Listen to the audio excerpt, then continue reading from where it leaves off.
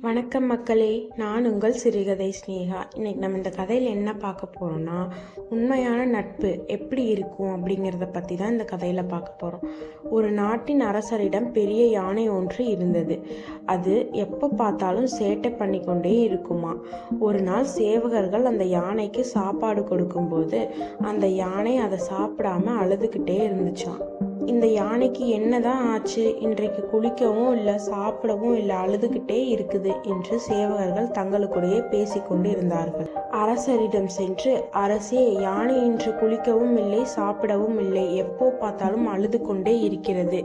அதற்கு உடல்நிலை சரியில்லாமல் போயிருக்குமோ என்று எங்களுக்கு சந்தேகமாக உள்ளது என்று கூறினார்கள்.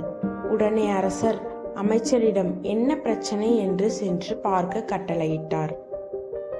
அமைச்சரும் யானையுடன் சென்று, உனக்கு என்னதான் ஆச்சு, ஏன் சோகமாயிருக்கிறாய் என்று கேட்டார். அதற்கு யானை எந்த பதிலும் கூறாமல் அழுது கொண்டே இருந்தது.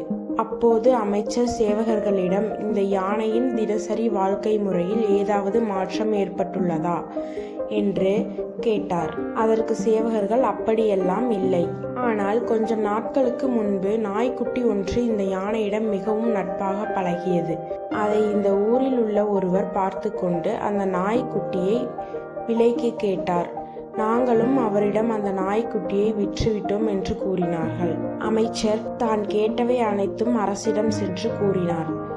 அமைச்சர் அரசிடம், அந்த நாய்க்குட்டியை மீண்டும் திருப்பி வந்தால் இந்த யானை பழையபடி மாறிவிடும் என்று கூறினார். அப்போது அரசர் அந்த நாய்க்குட்டியை கொண்டு வர கட்டளையிட்டார். சேவகர்கள் ஊர் மக்களிடம் சென்று அரசர் கட்டளை பிறப்பித்துள்ளதை தெரிவித்தார்கள்.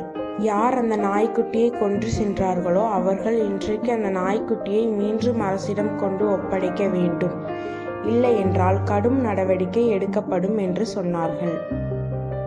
இதை கேட்ட அந்த நபர், எதற்கு வம்பு என்று அந்த நாய்க்குட்டியை மீண்டும் கொண்டு அரசரவையில் ஒப்படைத்தார். அந்த நாய்க்குட்டியை பார்த்த யானை மிகவும் மகிழ்ச்சி அடைந்தது. மீண்டும் அந்த யானையும் நாய்க்குட்டியும் நண்பர்களாகவே இருந்தனர். இந்த கதையின் நீதி என்னவென்றால், நட்பை வாங்கவோ விற்கவோ முடியாது. மீண்டும் இன்னொரு கதையுடன் உங்களை சந்திக்கிறேன். இந்த கதை இத்துடன் நிறைவடைகிறது.